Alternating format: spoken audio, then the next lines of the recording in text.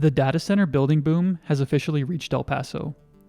Leaders in Doña Ana County, next door to El Paso, last week approved an incentive deal enabling a $165 billion data center campus and power generation facility that a collection of companies will develop in New Mexico, just north of the Santa Teresa port of entry.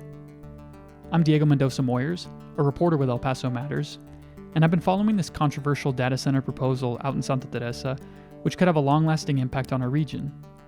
It's created more fervor and pushback from locals than almost any other project in recent memory. In just a minute, we'll go to my conversation with Pablo Villa, assistant editor of El Paso Matters, where we talk about the recent vote and different aspects of Project Jupiter.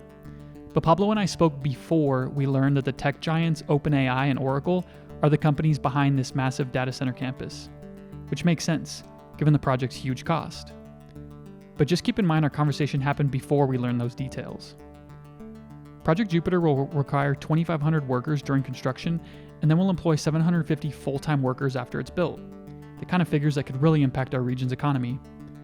And while it's by far the biggest investment, Project Jupiter isn't the only data center in El Paso.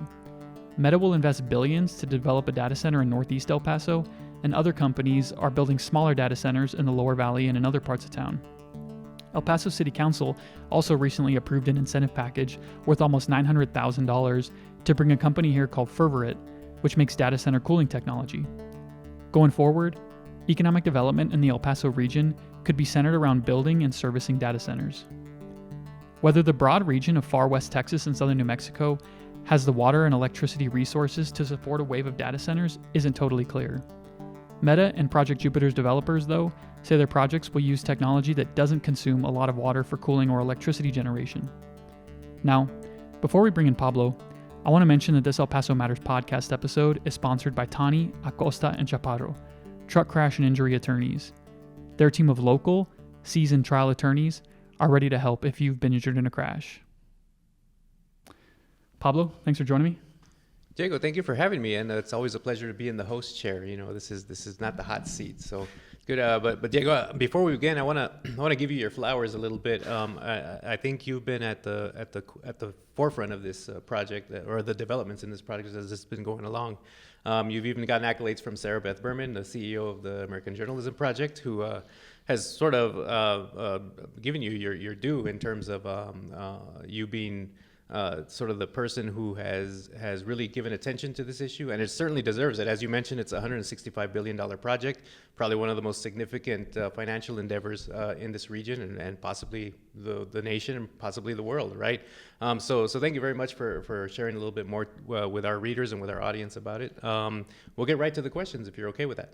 Sure. All right. So the commissioner's vote to approve Project Jupiter was described as one of the most consequential economic decisions in Doña Ana County's history. Can you walk us through why this vote matters so much and what it sets in motion?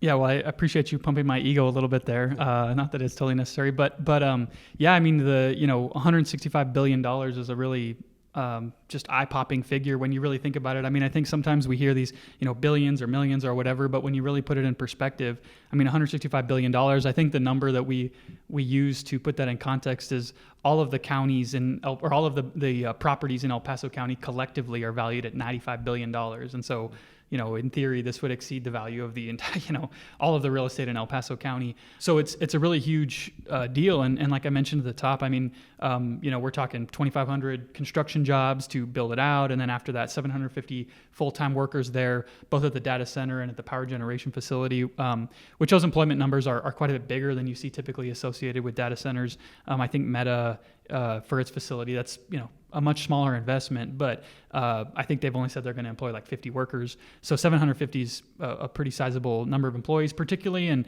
kind of this region of southern Doña Ana County, not the most sort of economically advantaged part of New Mexico or the Southwest in general. Sunland Park, Santa Teresa, they're, not a ton of opportunity economically in those regions. And so I think, the county officials there that approved this project see it as something to really, create a base of economic activity to build on and something that'll be really impactful for decades to come.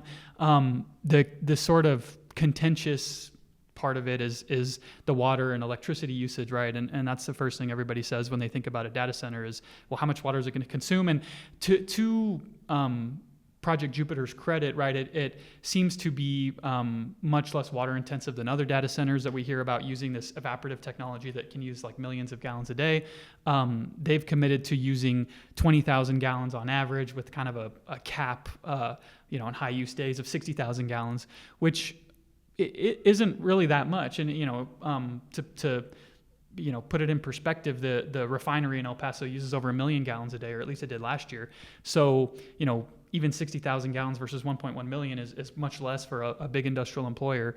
And then also on the electricity side, which we'll get more into, but they're talking about building a 700 megawatt natural gas simple cycle gas turbines to power the facility, which 700 megawatts is huge. I think that's roughly enough to power like 150,000 homes or in that area, just for this one campus. So a lot of power.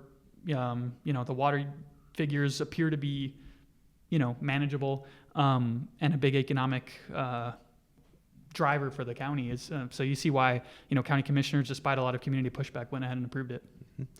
You alluded to it already, but water usage is really a big part of the conversation with this data center. Of course, water is definitely a need for places like this because of the cooling aspects that are required for the big servers and all the technology within.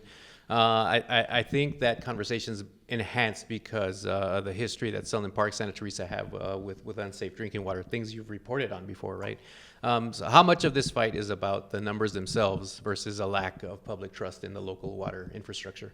Yeah, I think that's a good point. I mean, like you said, like there has been kind of a legacy of poor drinking water, particularly in southern Doña Ana County and in the communities of Sunland Park and Santa Teresa. And,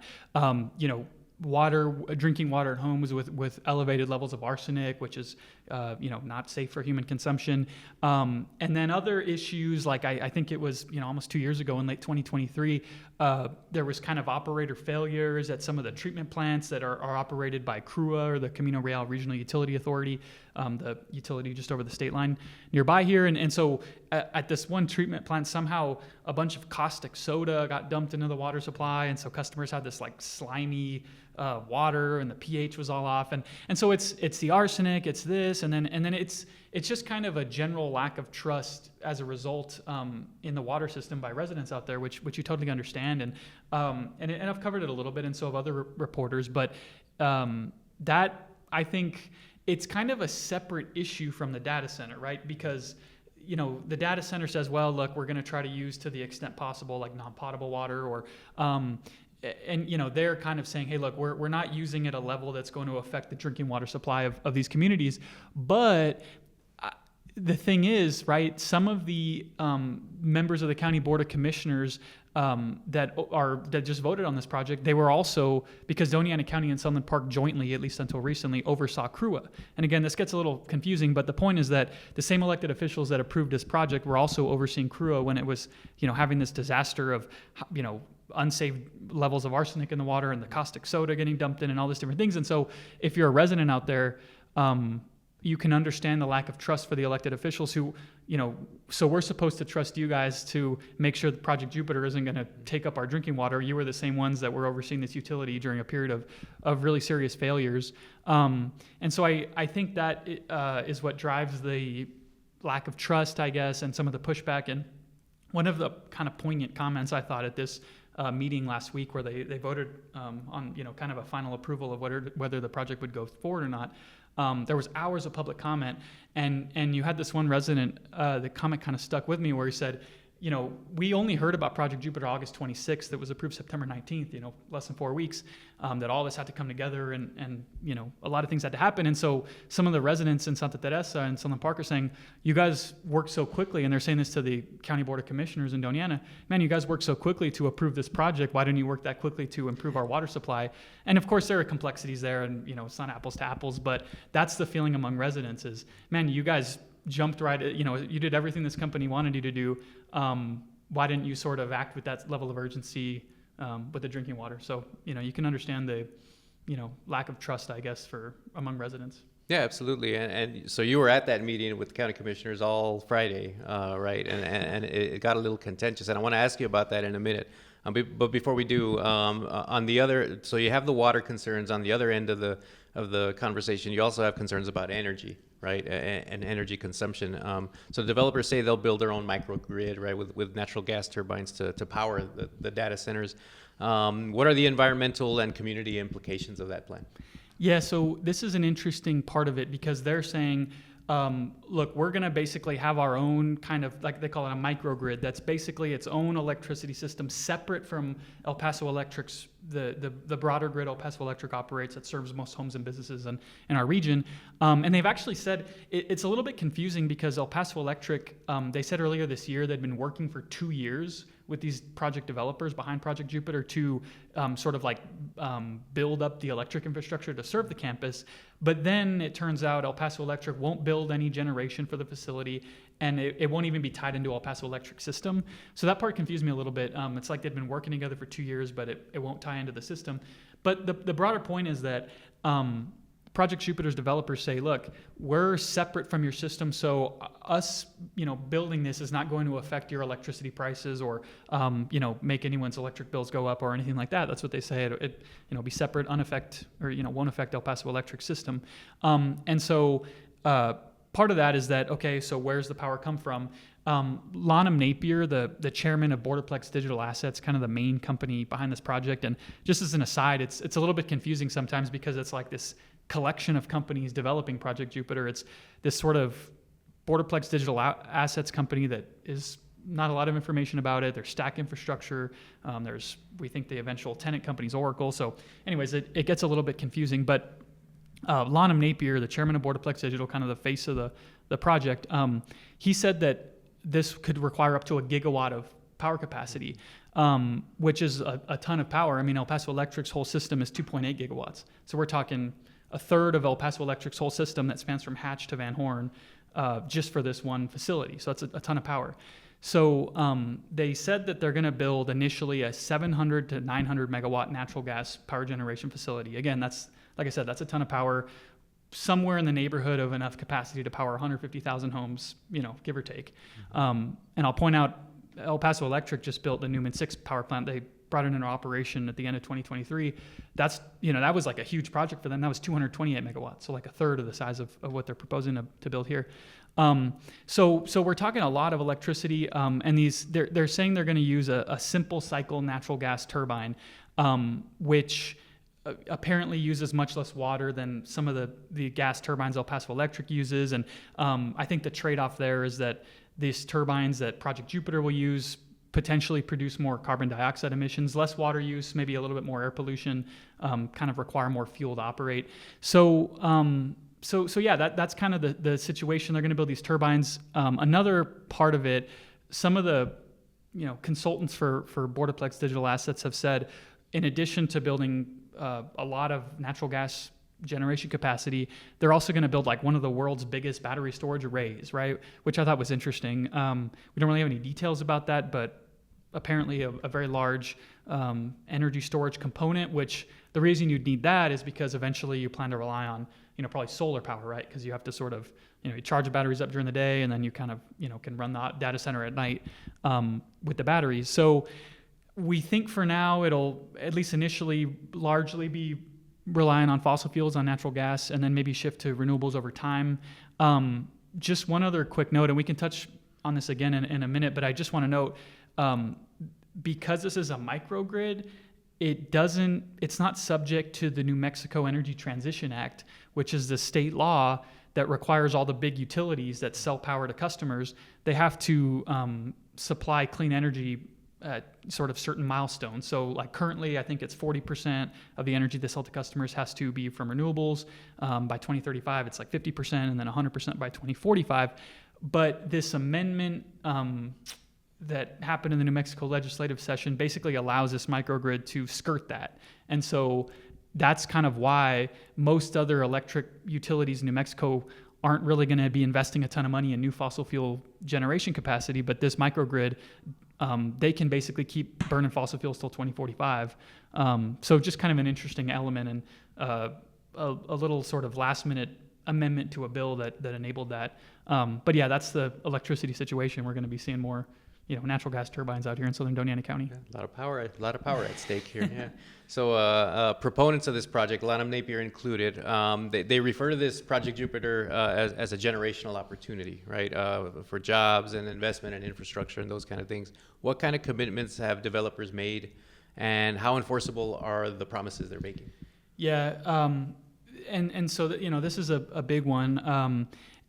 Basically, the county's attorneys and Doña Ana County says, look, now that we've approved this deal, there are going to be certain enforcement mechanisms, right, where if they don't hit those job numbers, the 750 full-time jobs once it's operating, they'll have to pay more money to the county.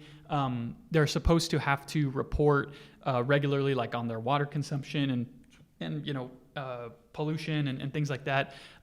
We'll see how that works out in practice, but there's supposed to be very sort of enforceable benchmarks and things around the jobs numbers and around water usage and things like that. So they will have to, once it's operating, sort of give some kind of visibility to the public into their operations and sort of the sustainability and things like that.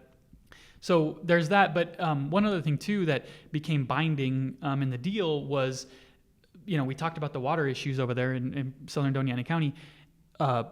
To sort of win approval of this, I guess, the developers, Stack Infrastructure particularly, said, look, if you guys vote for this, we'll give $50 million to fix the water infrastructure in Doña Ana County, $10 million of which will go directly to the city of Sunland Park.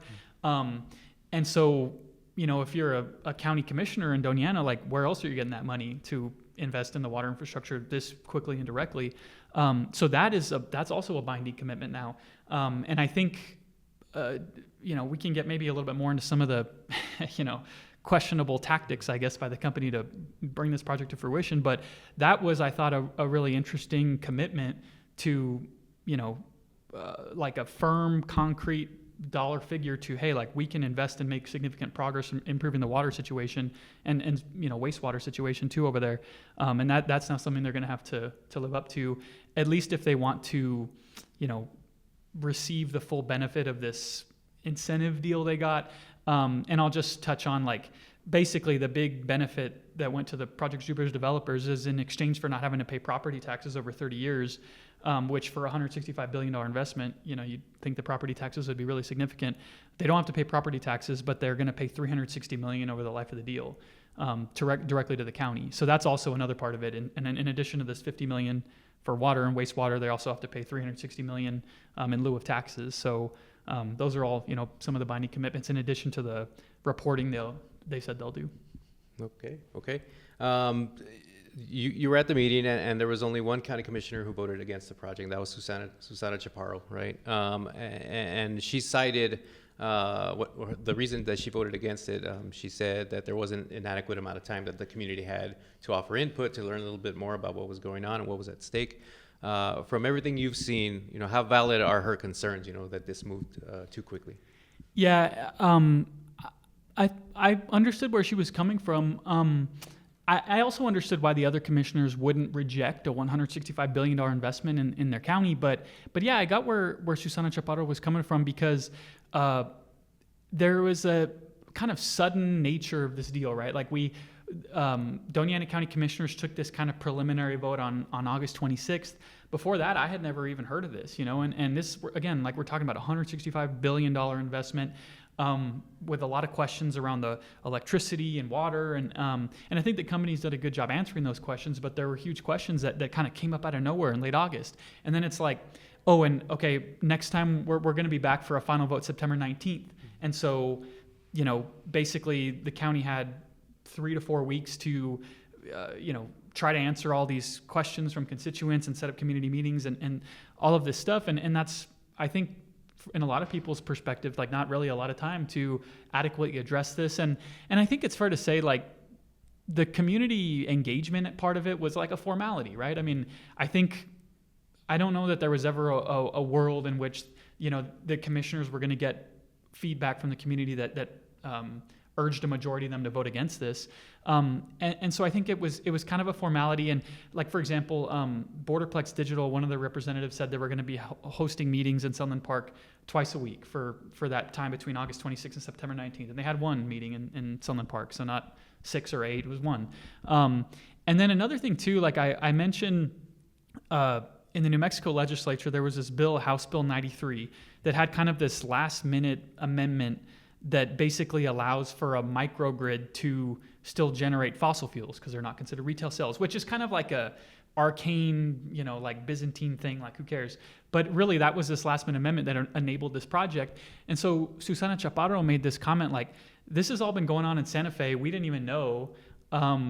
We weren't, there wasn't engagement with local officials or constituents of Las Cruces or Sunland Park or Santa Teresa up until this last minute thing. And then it's like, man, you guys, ram it through. And by the way, when we heard people like the Sunland Park mayor and a lot of people in the community say, look, county commissioners, why don't you guys just like hold off, like delay 30, 60 days so we can get more information, feel like our questions are more answered. And Susana Chaparro at the meeting pushed to do that 3 times to table the vote. The project's developers said, no, that'll kill the deal, which, I don't know that makes sense. I mean, clearly the Project Jupiter developers put a ton of time and effort and resources into getting the deal to this point, right? In Doña Ana County. And so the idea that a 30-day delay would just mean, hey, the deal's off, that, I don't know that was a totally accurate or true. But again, the county commissioners don't want to call the bluff, and so they didn't, they just went ahead and approved it. But yeah, I understood why people felt like this is rushed through. This has been something that's been negotiated up in the state capitol in Santa Fe for months or years, and we're only hearing about it now, and we only have this short window to get feedback from the community. Yeah, that limited amount of time that this has been in the works, well, at least in the eyes of the community. Yeah. Certainly, you can understand how that leads to concerns, right? And I think that's what drew so many people out to this meeting that you went to last Friday. And you were there, and it did get tense. It did get a little raucous, in the moments leading up to the vote and also in the aftermath of the meeting, right?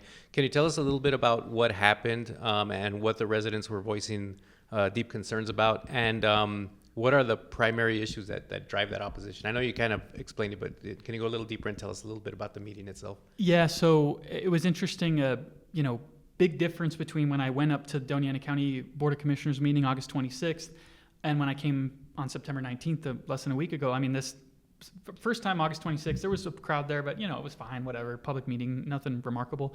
This time, as soon as you walk into the building, you're going through metal detectors. There's dozens of law enforcement officers. And so I think they were expecting a very contentious, meeting. Yeah. And so it was, I don't know, 4 hours or more of public comment. And to be fair, like there was a lot of people in support of the project there as well. It wasn't all just, people in opposition. It was a lot of laborers and young people and people sort of wanting the, economic boost of this project. But there were a lot of people there who felt like, man, there are a lot of unanswered questions around like the air pollution this is going to produce, the carbon dioxide, some of the pollutants that contribute to climate change, the water. Like I said, I think the company did a pretty good job answering those questions, but still it for the community, it felt like, man, we're begging for answers here. And so that was one thing you heard a lot. And then also, like I alluded to, and what Chaparro said was like the lack of transparency and time for community input. And I think there was a frustration with the thing that I mentioned that like, it was all formality. Like it really was, all the meetings I set up and whatever, like that was just, hey, great, people go out and share your voices, but like, it's not going to affect the course of whether this project happens or not. So I think there was a frustration with that.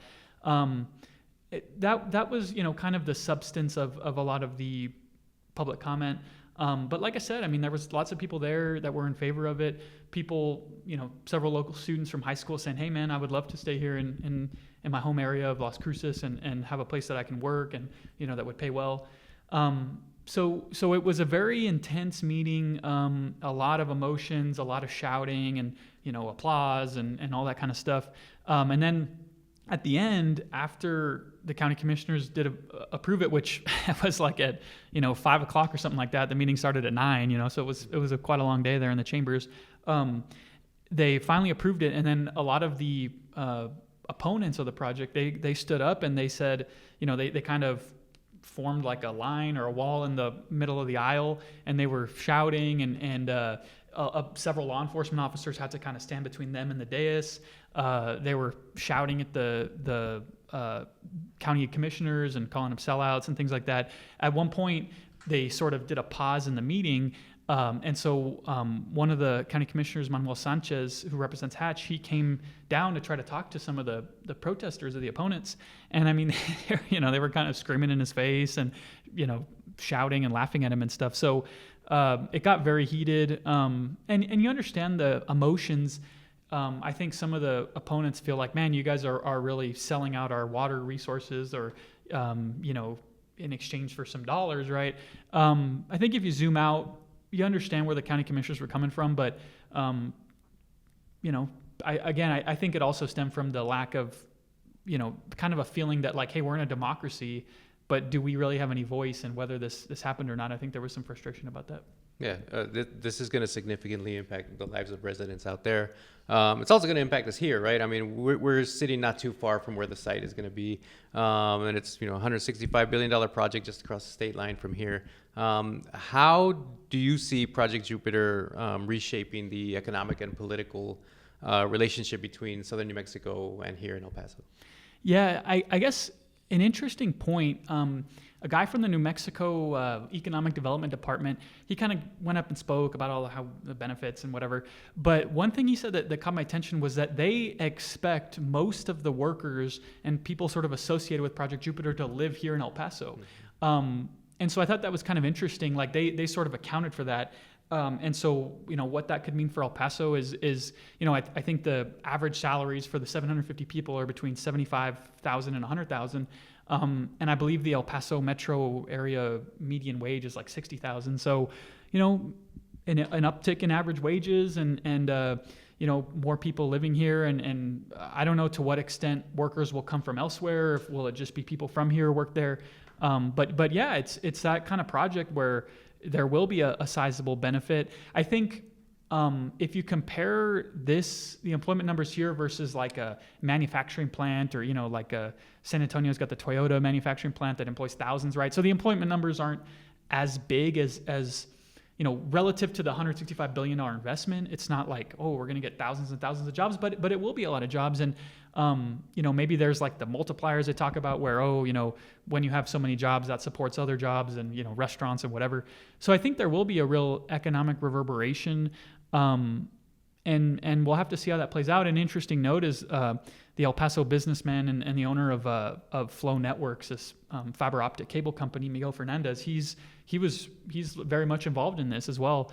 And so I think that there will be a pretty big impact on El Paso, particularly kind of the west side, right, and this area that's right next to Sunland Park. I think it will have an impact on our economy. And I'll just mention too, like I said at the top, I mean, this isn't the only data center as well.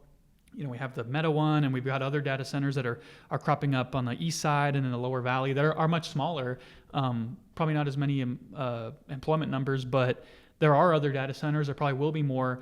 Like I also mentioned, this company Fervorit is going to set up shop at this kind of, I think it's like the innovation something at the airport, something the city's doing to kind of economic development, but they're bringing this company here. They're going to hire 30 workers, and they work on data center cooling technology. So I could see in a few years more data centers and more companies also sort of that service and work within the data center industry.